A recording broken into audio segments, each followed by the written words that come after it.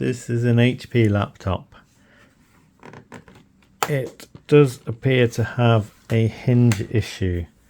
Over here, whenever I move it, this whole section sort of moves around. It's got an Intel inside Pentium. It looks in reasonable condition and has come with the power adapter, so let's plug it in, see if it works. That feels quite loose, but it looks like it's going to switch on. And I'll see if I can... Oh, it's already booting into Windows of some kind. Didn't give me a chance to go into the BIOS. The fan has kicked in. And yeah, it'll be interesting to see what the specifications are of this laptop. Screen's very dull. Let me try the brightness. Okay, so we've got the diagnostics up. Don't actually want this. I want to go into the BIOS. And I don't want to boot into Windows. But, you know, it doesn't really want me to do that, does it? The internet says I use Escape F10 or F1 to get into the BIOS. So we're in the BIOS. Can you see that?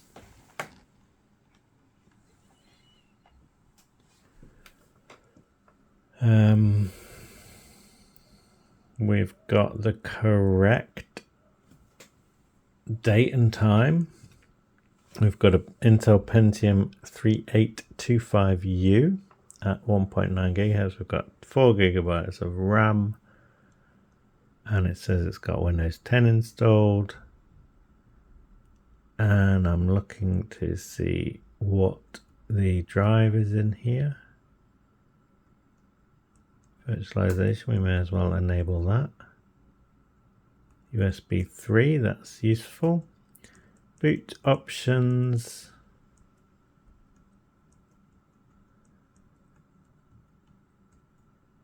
Kingston 480G, so it's got a 480 gigabyte SSD in this machine. That seems pretty generous for probably, I'm guessing, quite a low spec machine. Let me just look up that processor. This is a 2-core 4-thread processor, 15 watts, so low power, from 2015, and has a pass mark rating of 1390, so that's pretty slow.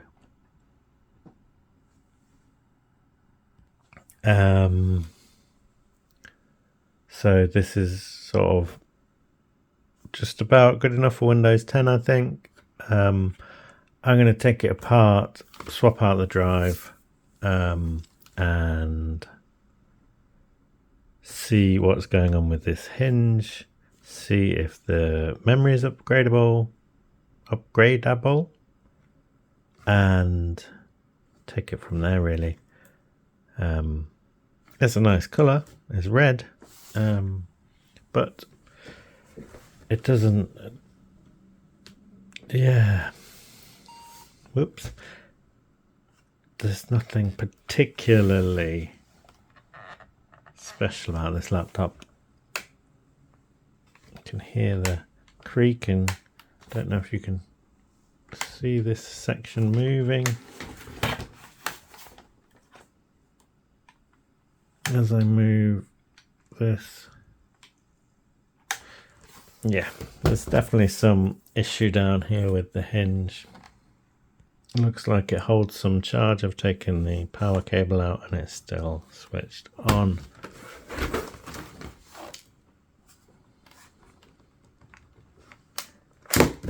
There's the battery. We've got about probably 12 screws in total.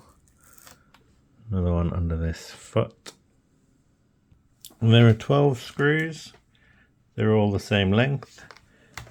The optical drive slides out. And luckily there are no screws under the optical drive. Let's see if we can see the model number.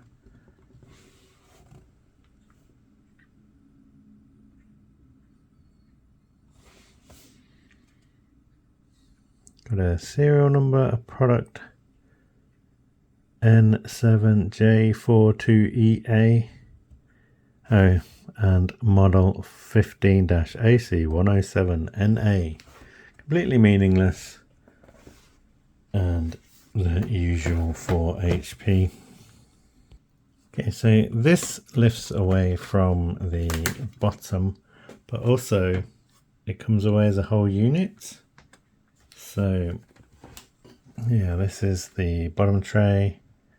Looks like we're missing a section here where the screw or something should be still part of this bottom case. But I'm not seeing any kind of other issues there. And then if we have a look at the board, there's not a lot going on really. This is the hinge.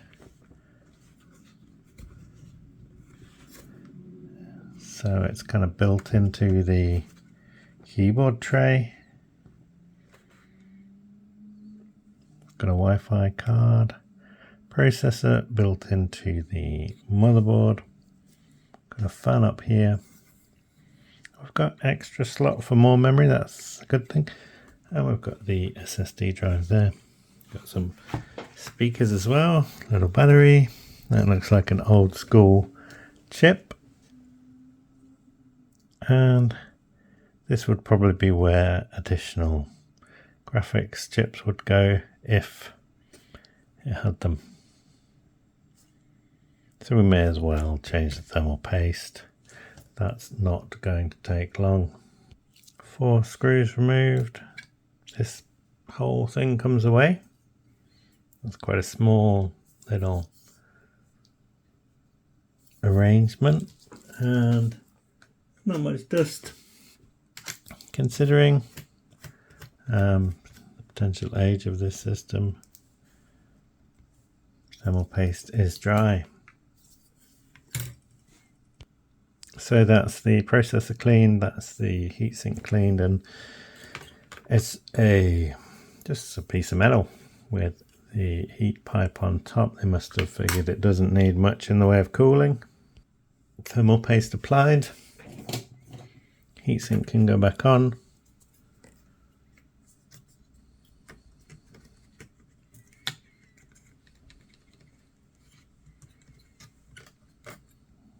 Yeah, that looks pretty good. I've swapped the drive over. It's got 3 screws for the bracket and then 4 screws for the drive. And this is a 120 gig drive that's already got Windows 11 installed on it. Not entirely sure what to do with this hinge issue because the part is missing and it looks like it went missing. Oh, here's part of it. It's possible it went missing when someone else took this apart. So it's supposed to have perhaps a kind of solid bracket perhaps that holds it all together maybe. Maybe I could glue this back in place, but I don't know what it's actually going to do in terms of making the hinge stronger. So yeah, I might just leave it as is. It's PC3L 12800 RAM. I'll have a quick look, see if I've got some of that. Turns out I do, and it looks quite a lot like the existing RAM, so I may as well put that in, give this a little bit more memory. It certainly can't help with the performance of this system. Might help it run a little bit better. So let's put it back together. See what other bits of plastic have fallen out.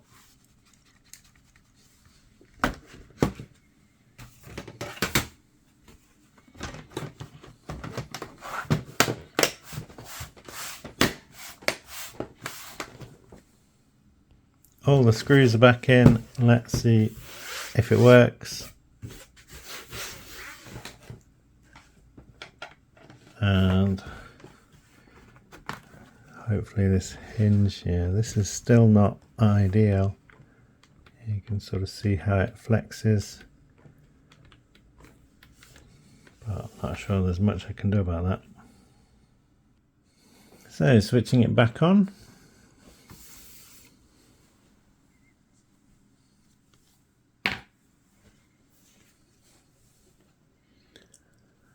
System board. Product information not valid. Okay, that's, I don't know what that is talking about. I increased the RAM and changed the SATA drive. This was the drive that was in there.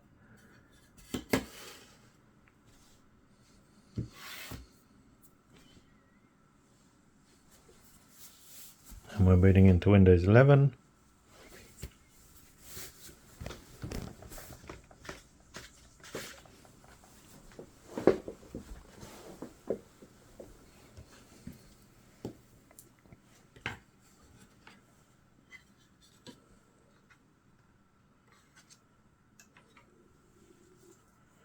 We're booting into Windows 11.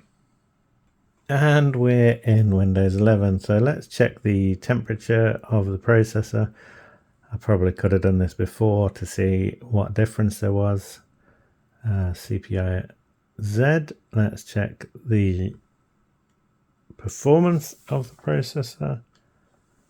And I need to check the drivers are installed, whether I can connect to Wi-Fi. It says Wi-Fi is available. Sound is working. It says the battery's on 8%. So Pentium 3825U, 15 watts, Broadwell, memory running in dual channel, graphics, we've got Intel HD graphics, and if we run a bench, getting a score of 570.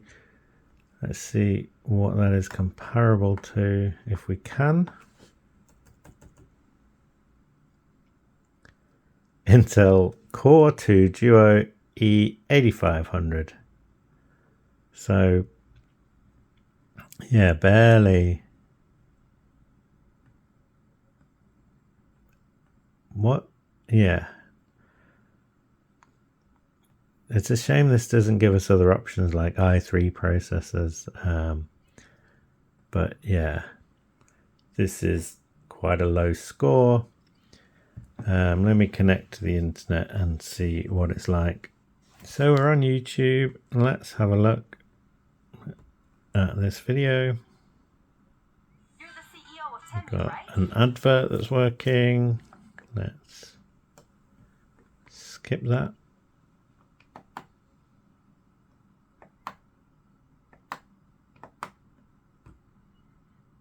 Not sure if these mouse buttons work.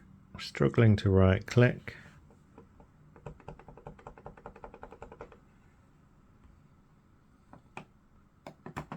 That's unfortunate.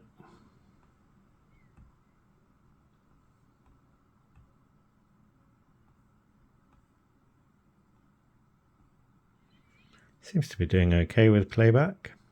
Let's try 1080p. And again, playback seems okay.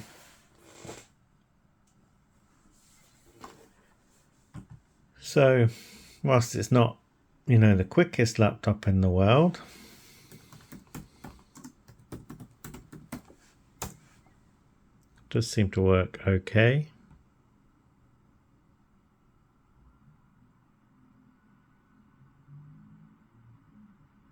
Frames per second, although it's still loading the detail.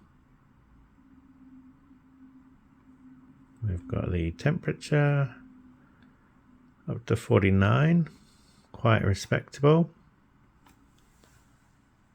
But I'll just check the keyboard works properly and we can take it from there.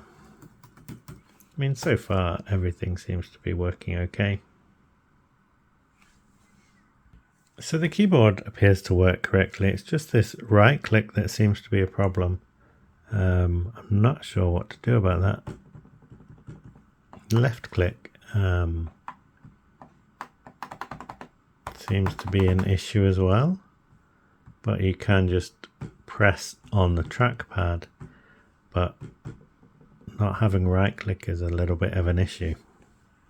So I've just looked up online. Apparently you can left click by pressing on a trackpad like that, or you can right click by doing a 2-finger tap, and then that brings up the right click menus.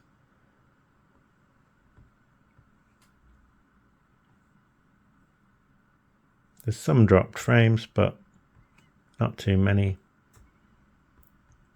And this is running reasonably well, considering the laptop isn't the fastest.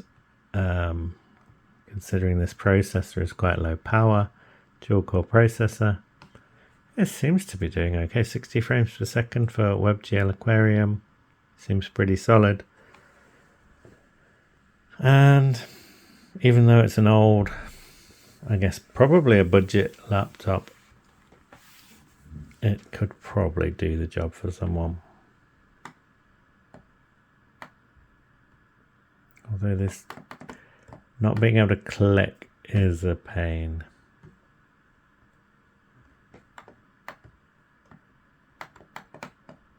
Because what if you want to drag things, I guess you could probably work out other ways of doing things. Let me know in the comments, is there a way to drag things without having a